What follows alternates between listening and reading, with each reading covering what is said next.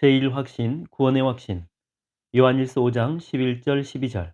또 증거는 이것이니 하나님 우리에게 영생을 주신 것과 이 생명이 그의 아들 안에 있는 그것이니라.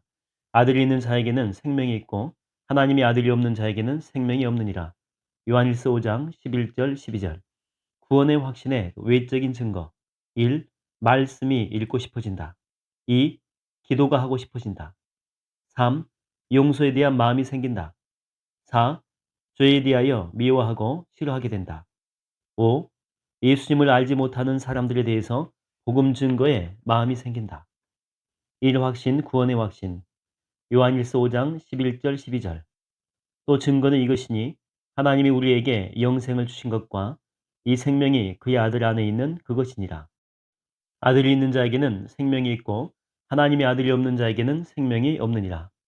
난파선 생존자가 구조선에서 던져진 구명보트에 매달려 있습니다.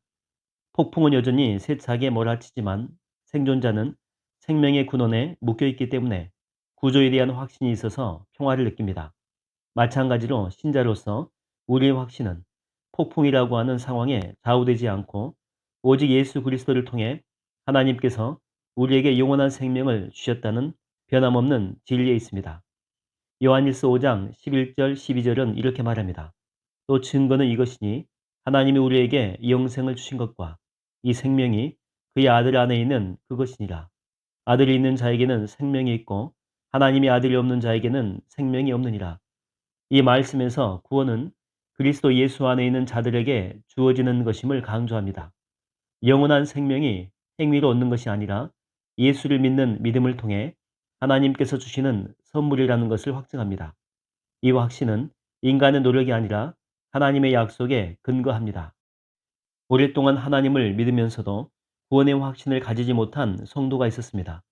나는 정말 구원받았을까? 라는 의문이 그의 마음속에 계속 떠나지 않았습니다.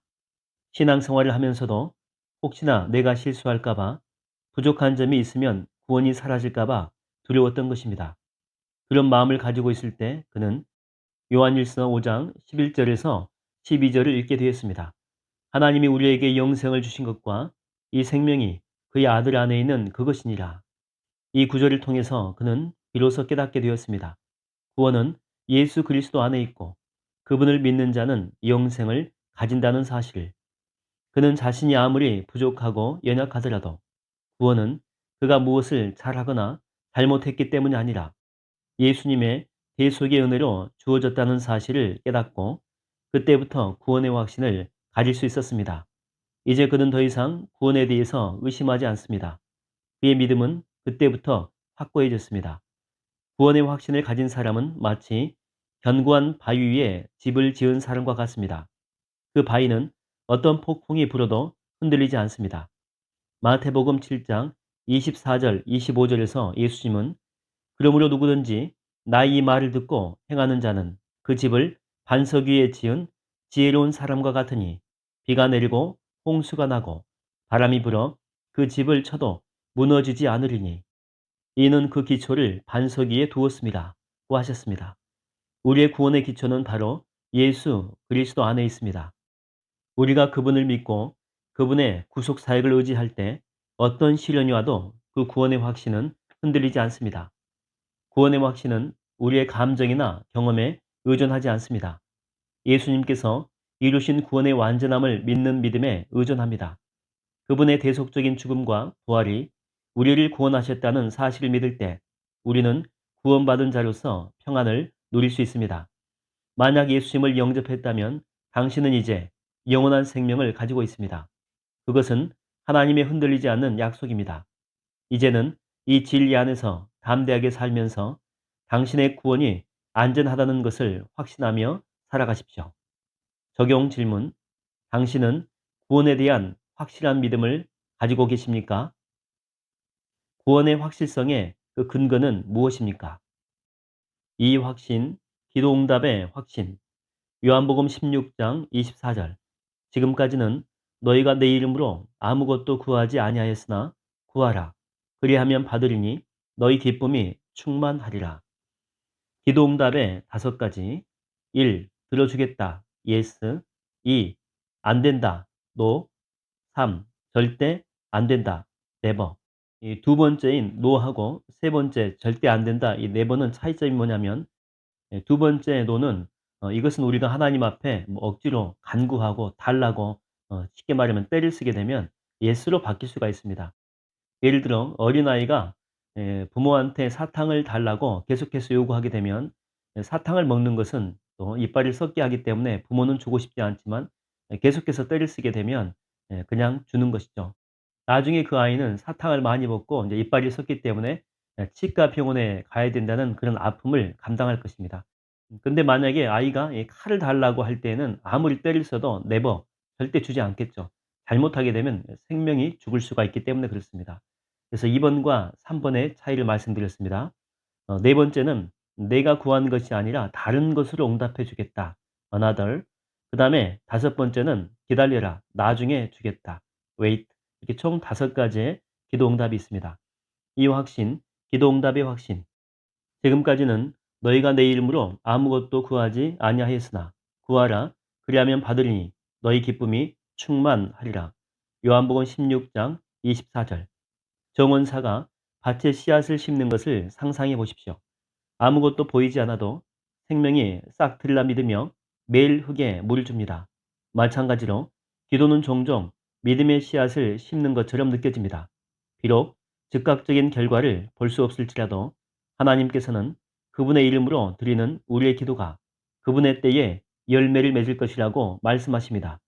이러한 확신을 통해서 우리는 그분의 약속을 신뢰하고 인내할 수 있습니다. 지금까지는 너희가 내 이름으로 아무것도 구하지 아니하였으나 구하라. 그리하면 받으리니 너희 기쁨이 충만하리라. 이 말씀에서 예수님은 제자들에게 그분의 이름으로 담대히 기도하라고 권유하시며 그들의 기도는 반드시 응답되어 기쁨이 충만할 것이라고 약속하셨습니다. 이 말씀은 우리에게 기도, 믿음, 기쁨의 관계에 대해서 가르쳐주는 도전이자 위로입니다. 성경은 하나님께서 우리의 기도를 들으실 뿐만 아니라 그 기도에 응답하여 우리에게 기쁨을 주시기를 원하신다는 점을 확신시켜 줍니다. 내 이름으로 라는 말씀이 핵심입니다. 예수님의 성품과 뜻에 부합하는 기도는 강력하며 우리의 소망을 하나님의 목적에 맞게 변화시킵니다. 한 어머니는 아들이 중독에서 회복되도록 매일 기도했습니다. 그녀는 수년 동안 아들에게서 아무런 변화도 보지 못했지만 계속해서 기도했습니다. 어느 날 그녀의 아들은 우연히 교회 행사에 참석하게 되었고 자신의 삶을 그리스도께 드리기로 결심했습니다. 너무나 감사하고 기쁜 일이었지만 갑자기 일어난 일이라 어머니는 어리둥절했습니다. 그러나 이는 갑자기 일어난 변화가 아니라 반복해서 흐르는 강물이 바위를 가르듯 어머니의 변함없는 꾸준한 기도의 무릎이 강팍한 아들의 마음을 깨트린 것입니다. 느리게 보일 수도 있지만 하나님은 기도를 사용하여 우리가 상상할 수 없는 방식으로 삶과 상황을 만들어 가십니다. 기도 응답에 대한 확신은 우리로 하여금 그분의 시기와 방법을 신뢰하도록 합니다. 그러므로 우리는 그분이 들으시고 응답하실 것을 믿으며 계속해서 믿음으로 기도할 수 있습니다. 적용 질문. 기도 응답에 대한 확신을 가지고 계속해서 기도할 제목은 무엇입니까? 당신의 기도는 하나님의 뜻과 일치합니까? 아니면 개인적인 욕구에 초점을 맞추고 있습니까? 3. 확신, 승리의 확신. 고린도전서 10장 13절. 사람이 감당할 시험 밖에는 너희가 당한 것이 없나니 오직 하나님은 미쁘사 너희가 감당하지 못할 시험 당함을 허락하지 아니하시고 시험 당할 즈음에 또한 피할 길을 내사 너희로 능히 감당하게 하시느니라. 승리의 방법 1. 기도로 승리. 모세와 아론과 훌. 아말렉과 전쟁할 때 모세가 손을 들고 기도했던 장면입니다. 히스기야의 기도. 면벽하며 주님 앞에 기도했던 장면이죠. 2. 찬양으로 승리. 여호사밧 찬양대. 3. 순종으로 승리. 여리고성을 돌 때. 4. 말씀으로 승리. 예수님의 광야 시험. 5. 믿음으로 승리. 기도원과 300용사. 3. 확신, 승리의 확신. 사람이 감당할 시험 밖에는 너희가 당한 것이 없나니 오직 하나님은 미쁘사 너희가 감당하지 못할 시험 당함을 허락하지 아니하시고 시험 당할 쯤에 또한 피할 길을 내사 너희로 능히 감당하게 하시느니라. 한 젊은 선원이 대세양을 항해하기로 결심하고 처녀 항해를 떠났습니다. 그러나 격렬한 폭풍을 만나 그의 배는 장난감처럼 파도에 던져졌습니다. 점점 희망을 잃어가고 있을 때 그는 멀리 어둠을 가르는 등대의 빛을 발견했습니다. 등대의 빛은 그에게 안전한 방향으로 나아갈 수 있는 희망과 용기를 주었습니다. 마찬가지로 인생의 시련은 감당하기 어려울 수 있지만 하나님은 우리가 그분을 신뢰한다면 피할 길을 마련해 주십니다. 사람이 감당할 시험 밖에는 너희가 당한 것이 없나니 오직 하나님은 미쁘사 너희가 감당하지 못할 시험 당함을 허락하지 아니하시고 시험 당할 쯤에 또한 피할 길을 내사 너희로 능히 감당하게 하시느니라. 이 말씀은 바울이 우상 숭배, 부도덕, 사회적 압력으로 어려움을 겪고 있는 고린도 교회에 쓴 편지 일부입니다. 바울은 현재 그들에게 닥친 시련과 시험이 아무리 혹독할지라도 하나님이 그들과 함께 하심으로 피할 길을 주시거나 극복할 수 있는 힘을 주실 것을 약속하십니다. 한 성도는 오랜 실직으로 절망과 한숨의 나날들을 보내고 있었습니다. 삶을 포기하고 싶을 정도로 힘든 상황에서 지푸라기라도 잡자는 심정으로 주님께 간절히 기도했습니다. 그러던 어느 날 그는 오랜 친구를 통해 뜻밖에도 취업 제의를 받게 되었습니다. 오랫동안 안부 없이 지내던 친구인지라 그에게서 연락이 온다는 것은 상상도 하지 못했던 일이었습니다. 그러나 하나님은 마치 항해를 포기하고 모든 것을 절망 가운데 내려놓고 싶을 때 등대의 빛으로 다시 인도하신 것처럼 그 성도의 삶에 한 줄기 빛을 은혜로 비추신 것입니다. 길이 불분명해 보여도 한 치 앞도 내다볼 수 없는 극심한 안개 속에서도 하나님은 반드시 사랑하는 성도들을 위해서 필요한 자원이나 사람이나 상황의 변화를 통해서 피할 길을 베풀어 주십니다. 여러분을 향한 하나님의 신실하심은 변함이 없습니다. 당신이 폭풍우 같은 환경에 압도당할 때 그분께서 이미 당신을 위해서 피할 길을 마련해 놓으셨다는 것을 기억하십시오. 모든 시련을 통해 당신을 인도하시는 그분을 신뢰하고 그분이 제공하시는 탈출구를 향해 믿음의 발걸음을 내디디십시오. 적용 질문. 현재 당신을 힘들게 하는 폭풍우는 무엇입니까? 지금 이 시간 피할 길을 주시는 주님을 신뢰하며 고린도전서 10장 13절을 선포해 보십시오. 4. 확신, 용서의 확신. 요한일서 1장 9절. 만일 우리가 우리 죄를 자백하면 그는 미쁘시고 의로우사 우리 죄를 사하시며 우리를 모든 불의에서 깨끗하게 하실 것이요. 용서의 유익. 1. 정신적인 감옥에서 자유함을 얻음. 2. 감정의 치유. 3. 육신의 건강 회복. 4. 성숙으로의 도약. 5. 현실의 삶에 집중하며 살게 됨. 4. 확신, 용서의 확신. 만일 우리가 우리 죄를 자백하면 그는 미쁘시고 의로우사 우리 죄를 사하시며 우리를 모든 불의에서 깨끗하게 하실 것이요. 한 소년이 값비싼 꽃병을 실수로 깨뜨렸습니다. 당황한 그는 깨진 조각을 숨기고 부모님께 사실을 숨겼습니다. 하지만 죄책감이 그를 괴롭혔습니다. 결국에 그는 부모님께 사실을 고백하며 용서를 구했습니다. 부모님은 먼저 소년을 안아주며 이렇게 말씀하셨습니다. 내가 진실을 말했으니 이미 용서받았단다. 소년은 깨진 꽃병보다 중요한 것은 부모님의 사랑과 용서라는 것을 깨달았습니다. 우리의 삶에서도 하나님의 용서는 이와 같습니다. 만일 우리가 우리 죄를 자백하면 그는 미쁘시고 의로우사 우리 죄를 사하시며 우리를 모든 불의에서 깨끗하게 하실 것이요. 이 말씀은 성도들에게 하나님의 용서를 확신시켜 주기 위해서 주신 것입니다. 당시 그리스도인들은 죄를 자백하지 못하거나 자백해도 죄책감에서 벗어나지 못하는 일이 많았습니다.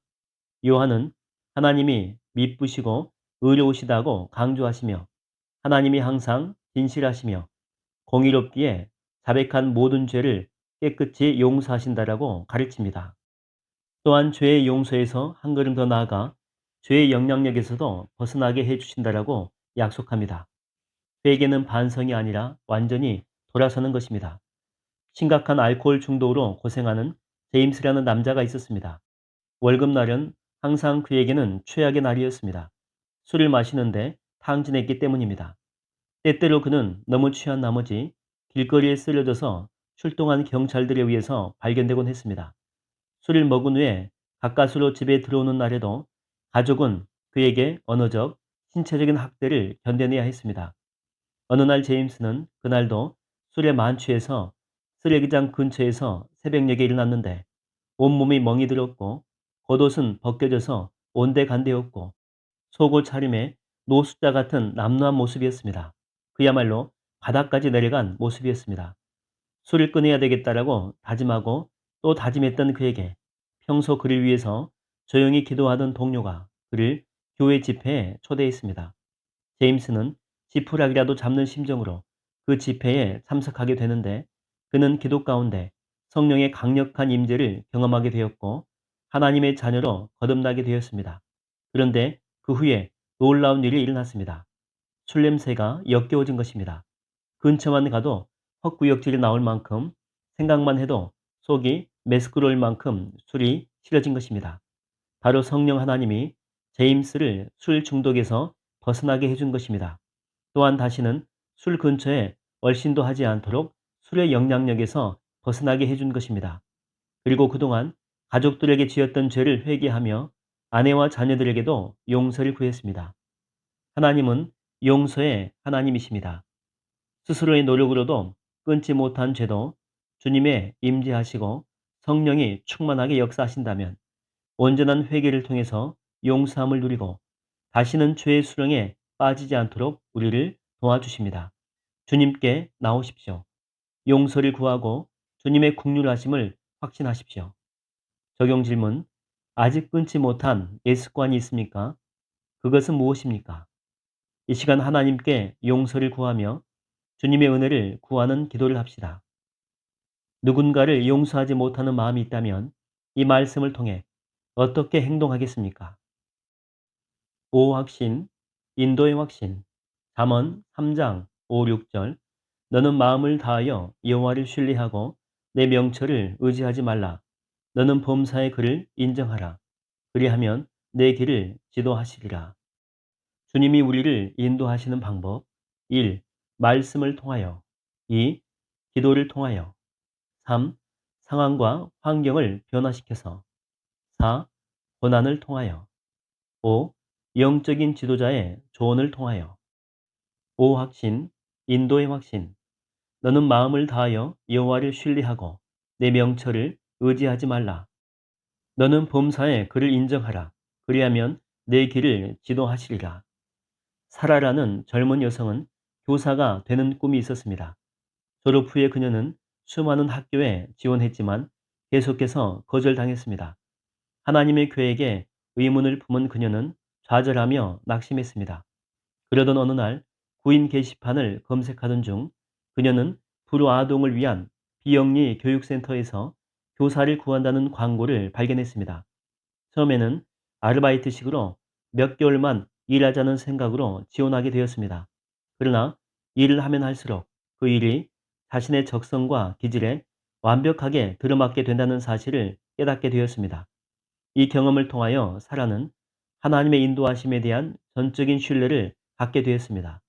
내 계획이나 생각과는 다를 수 있지만 나보다 나를 더 잘 아시는 하나님은 나를 최선의 길로 인도하신다는 사실을.